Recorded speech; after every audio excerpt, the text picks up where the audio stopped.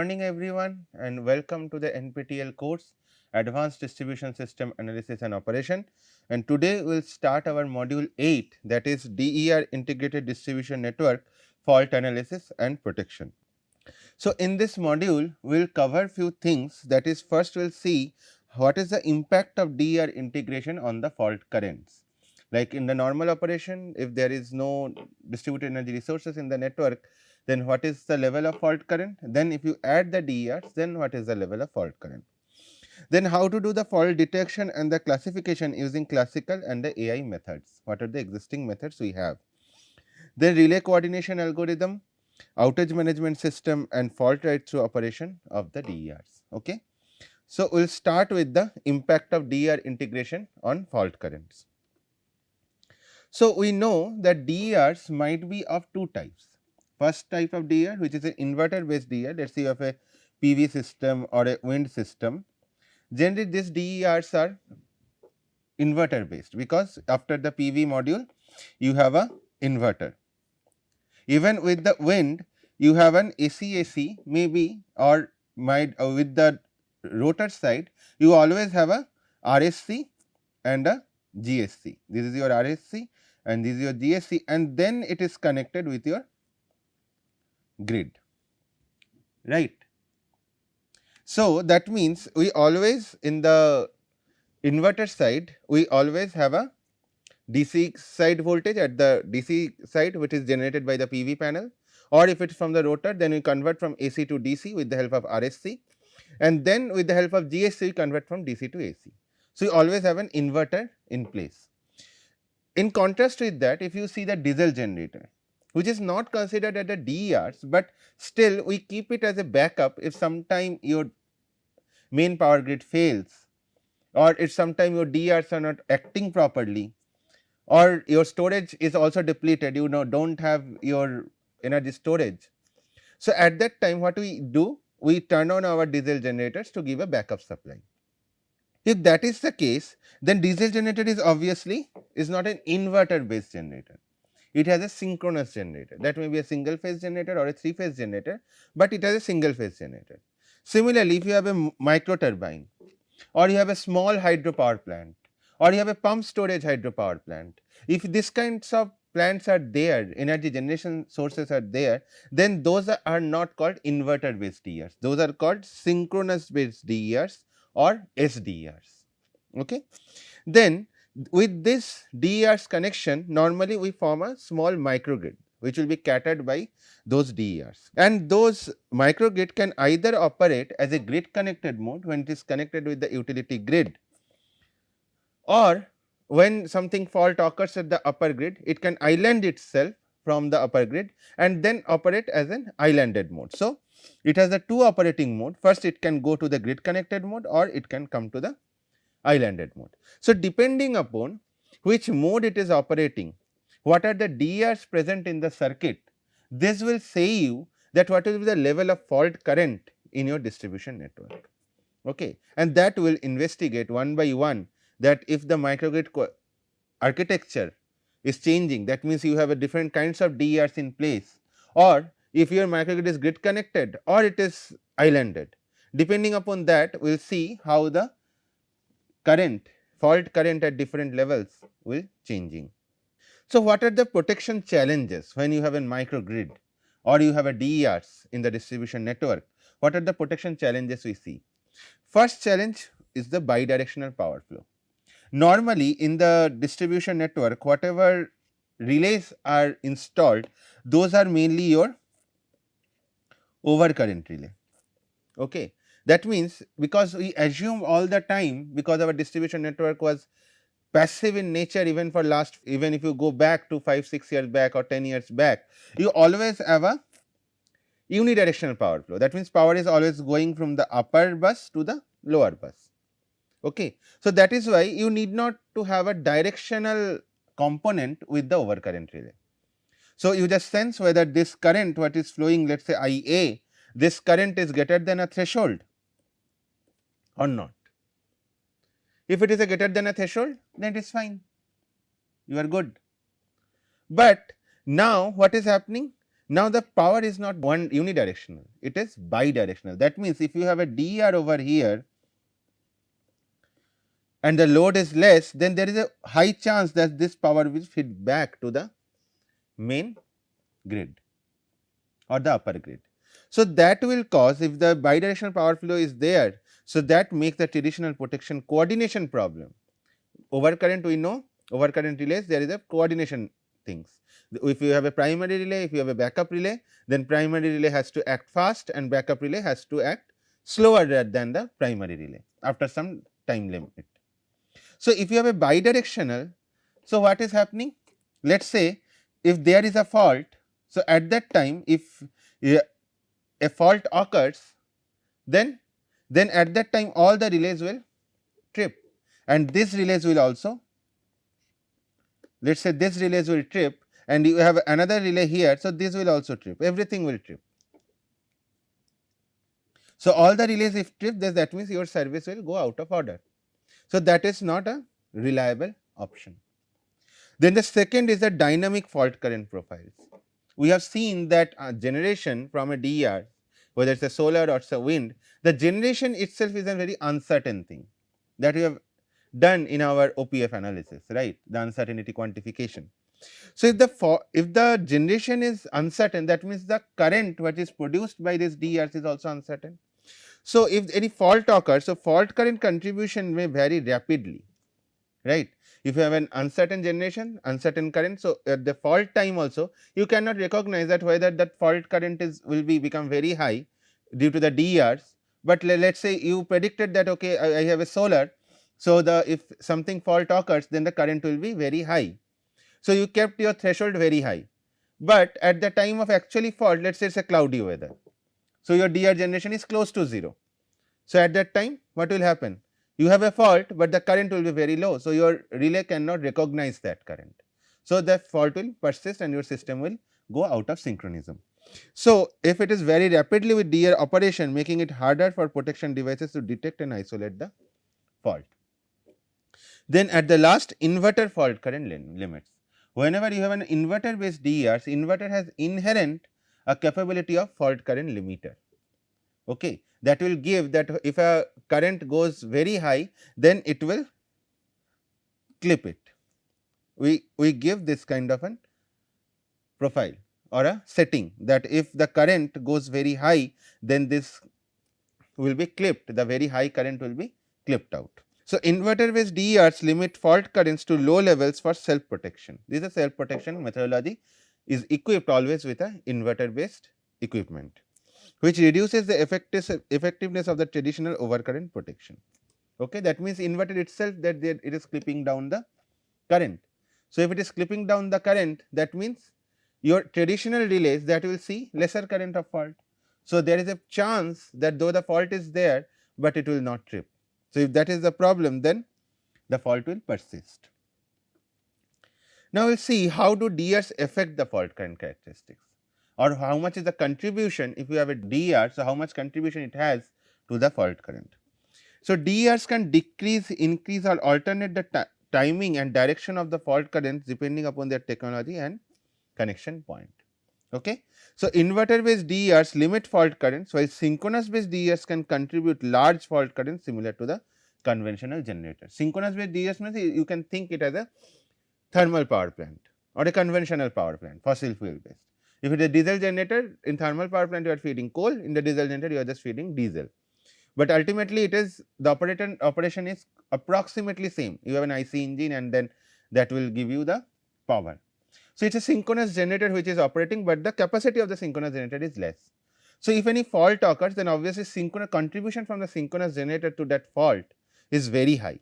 So if you see, if you have a synchronous based DERs, then the fault current can be 5 to 10 times of the rated current. But as the inverter based DERs has a self current clipping capability, so if you have an inverter based DERs, then the current can be low as low as 2 times of the rated current.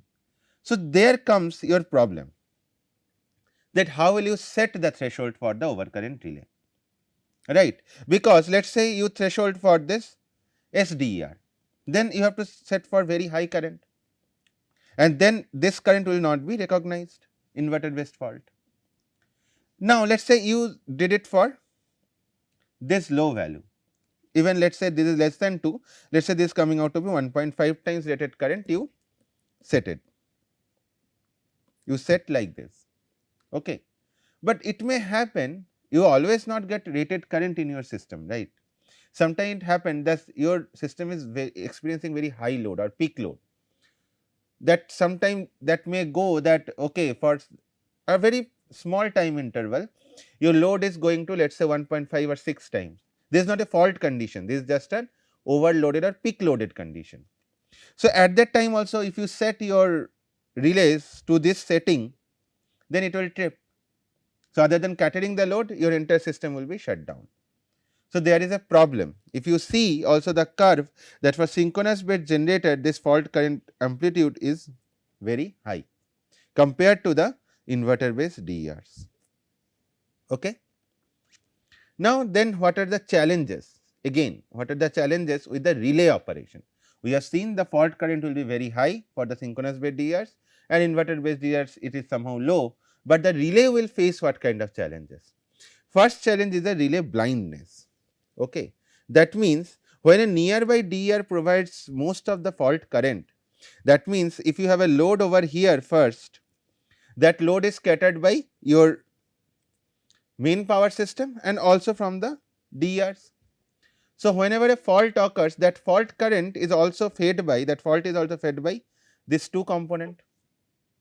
Okay. So, if that is happening, so the major contribution, because normally we take more power from the DERs, that is our tendency, free power. So, we will take more power from the DERs and less power from the grid. Okay. So, if that is the case and if a fault occurs over here, let us say, and then this major of the fault current will come from whom? These DERs.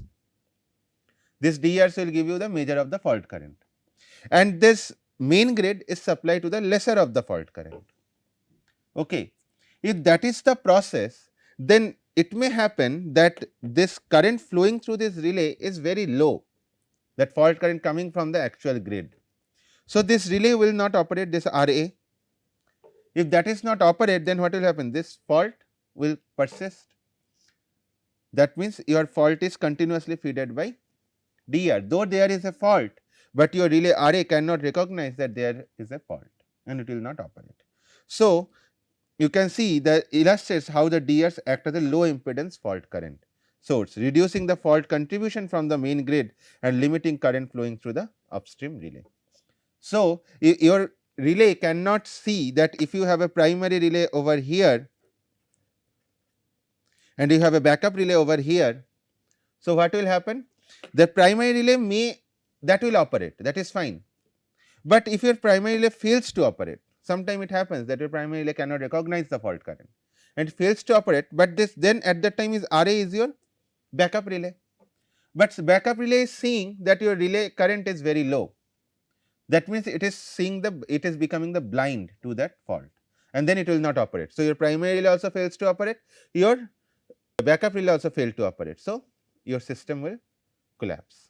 Then you have a sympathetic tripping problem. What is that sympathetic tripping?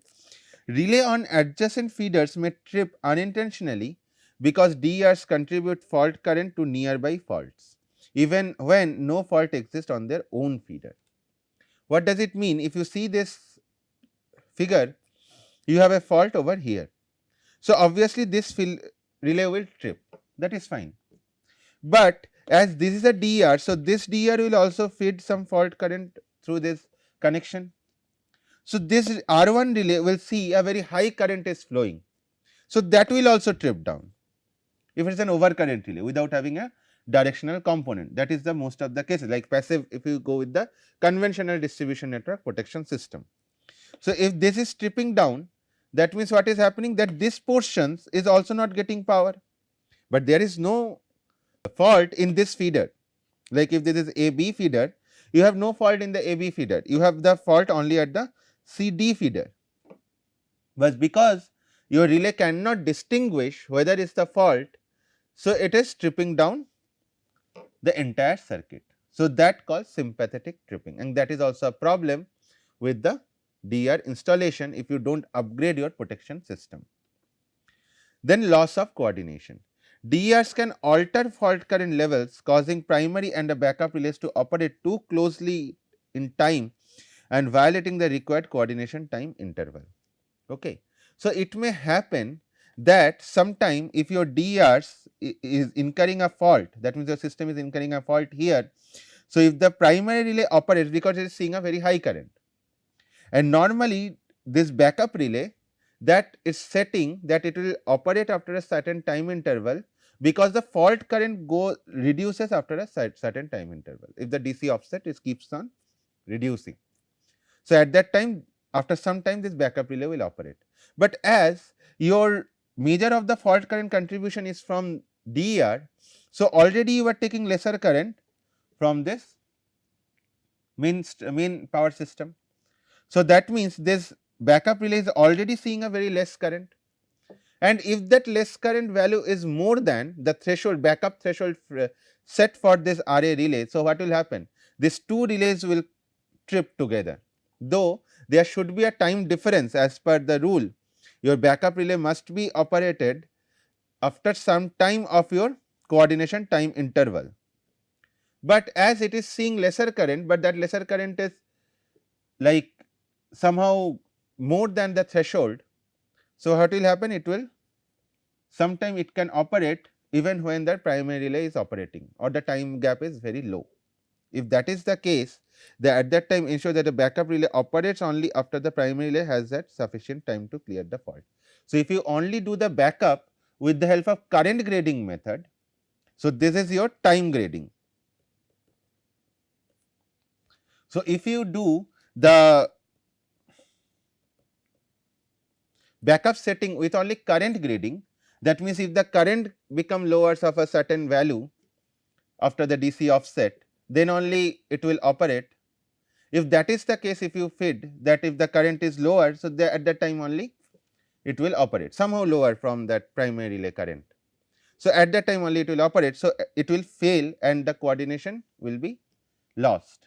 So, at that time you have to go with this time grading.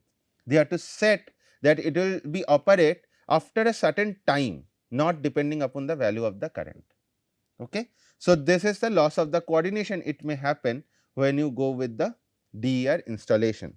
So, you have to change your setting overcurrent backup relay setting from current grading to the time grading. Then relay overreach problem.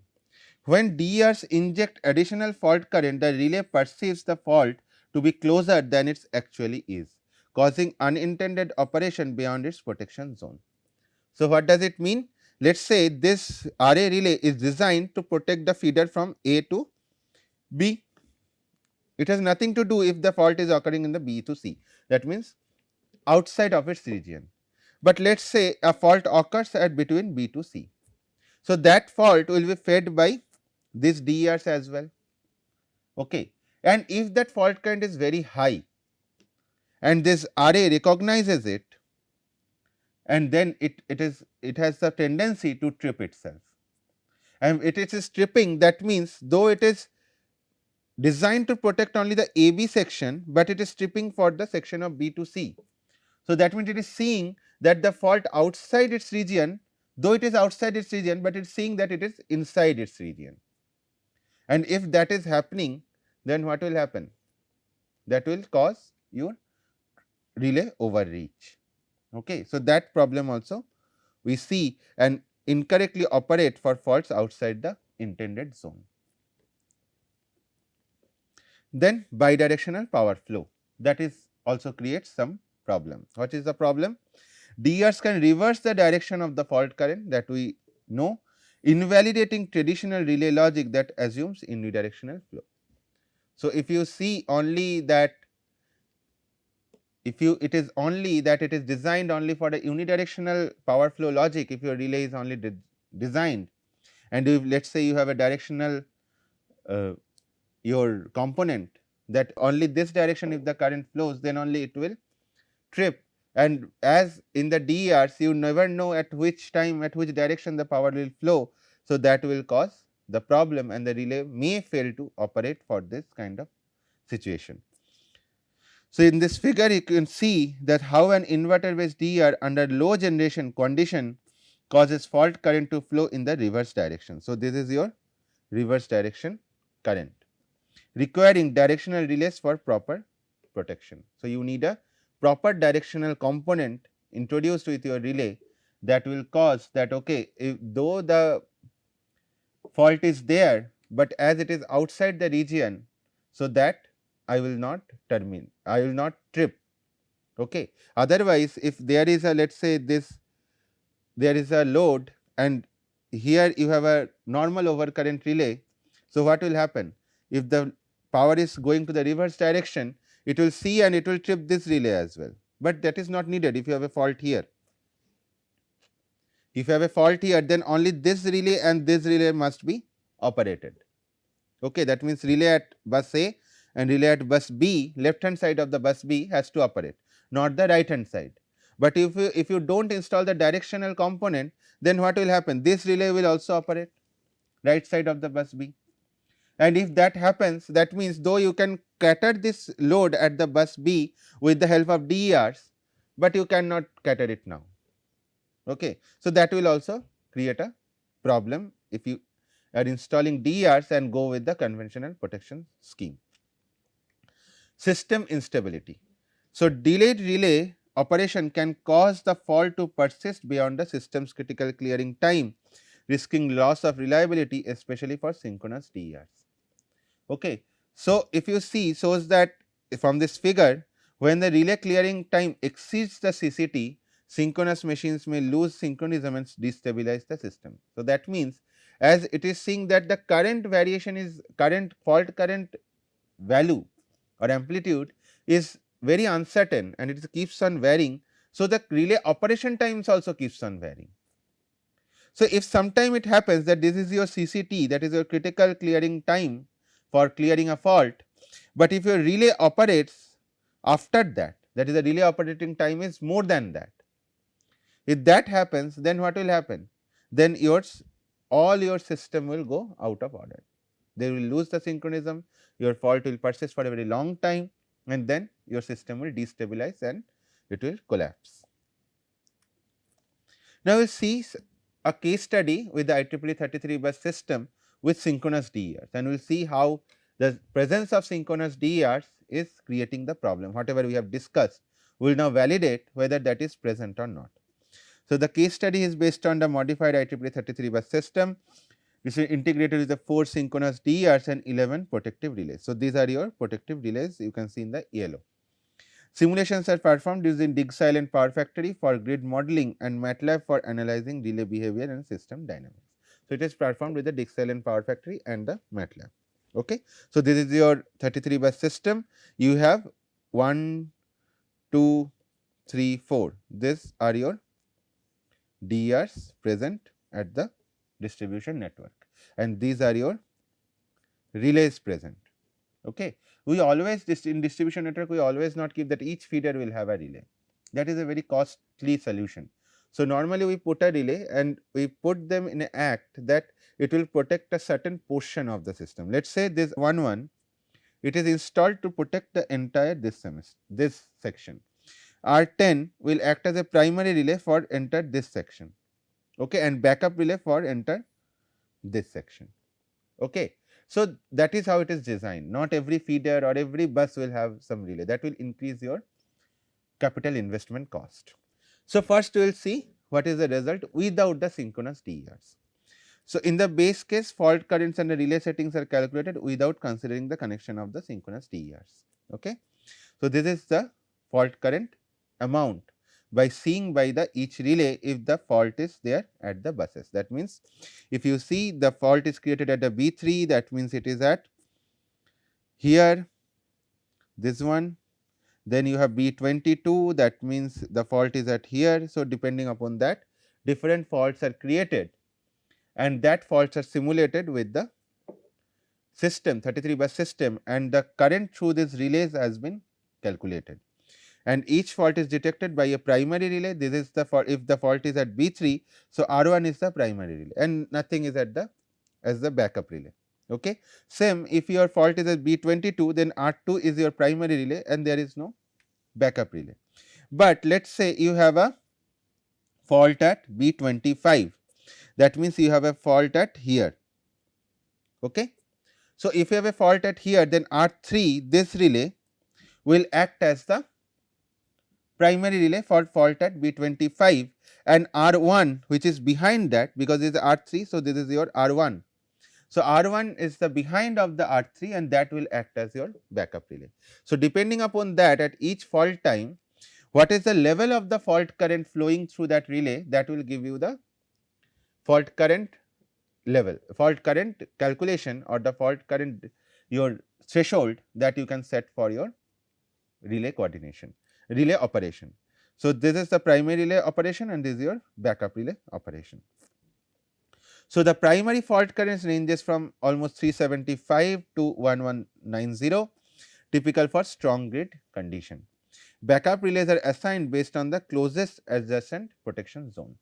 So, which are the just behind, like you have a primary fault current or primary relay to detect the fault current, then after that relay or behind that relay, what is the next relay present.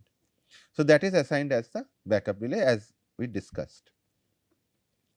Now, depending upon that, the pickup currents, the minimum current to trigger a relay are optimized based on the fault levels. So, whatever the fault level you are seeing, so depending upon that, the minimum value of that is set as the pickup current. Relays protecting buses with higher fault currents have high pickup values. Relays on weaker buses have much lower pickup settings. Obviously, like where the fault current is very high, your setting will also keep it as a very high. Where the fault current is comparatively lower, at that time you will keep the pickup setting also lower. So, the time dial setting values are fine tuned to maintain the selectivity, that means to operate the backup relays after some time, that is your time grading operation normally follow for any overcurrent relay. Lower TDS values indicate fast response from primary relays. Okay. TDS is slightly increased where necessary for backup coordination. So, depending upon that, this is the setting for the pickup and this is the setting for the TDS. Okay. Now, we will see the results with the synchronous DERs. Now, we will install the synchronous or connect the synchronous DERs with the network and we will see what is the level of the fault current. When synchronous DERs are connected, the total available fault current at each bus increases compared to the no DER case. So, you can see from this plot at figure 42.9 that the blue one is the system fault current without the DER. So, you can see the current is lesser. Now, that current goes almost 1.5 times, almost 1.5 times when you have DERs in place, that is your red curves.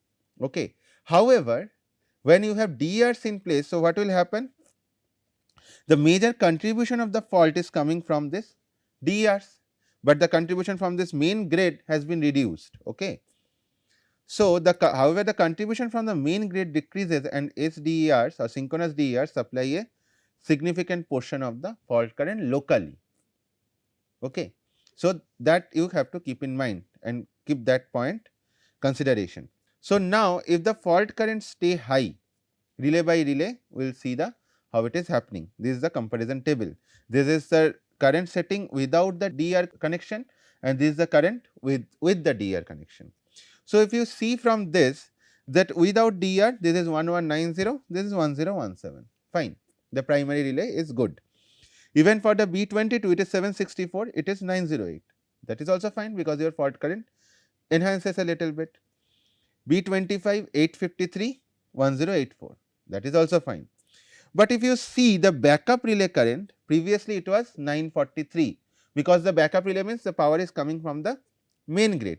But this time as the major of the power is fed by the DERs, so this time the fault current of the seen by the backup relay has been reduced. Okay. So, if you set, let us say this, by looking at this without the DERs, if you set the values of the current setting, so let us say you set it, let us say of 800 ampere, let us say this is your setting for the backup. So, previously when you do not have any DERs or synchronous DERs, at that time your fault current is above that. So, then it is fine, your backup relay will sense, and if your primary relay R3 fails to operate, then your after some time your backup relay R1 will trip, that is fine. But now with the DERs what is happening? Your fault current has been reduced seeing by the backup relay, because the current contribution from the main grid has been reduced.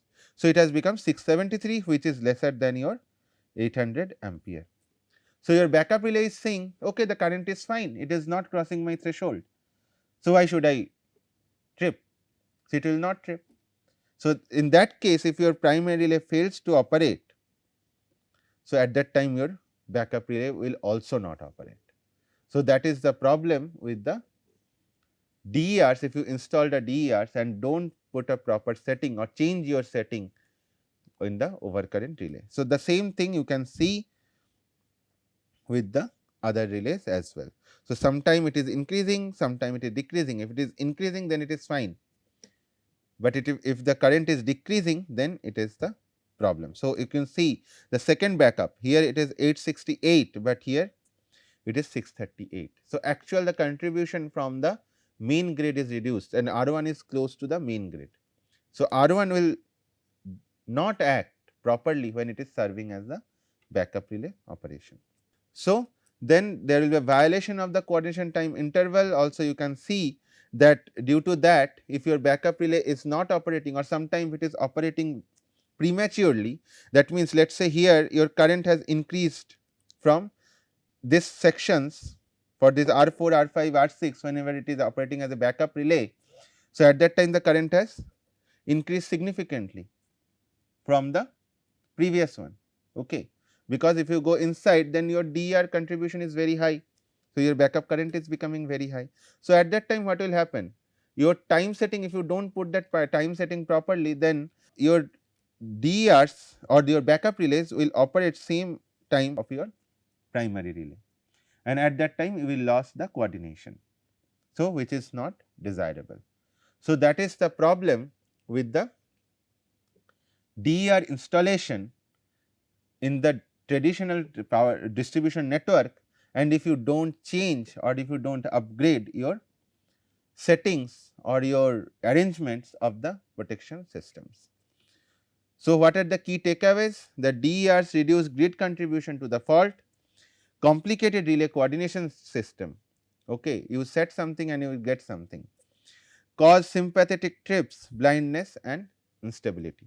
So, protection system needed, first you have to replace all the overcurrent relays with a directional overcurrent relay, that it can see in which direction the current is flowing. Then the settings must be adaptive, that means only the current and the time setting, that is fine, you keep that setting, but that setting should not be universal or unique for the entire time horizon, or you can say all the situations, because your fault current levels are keeps on changing.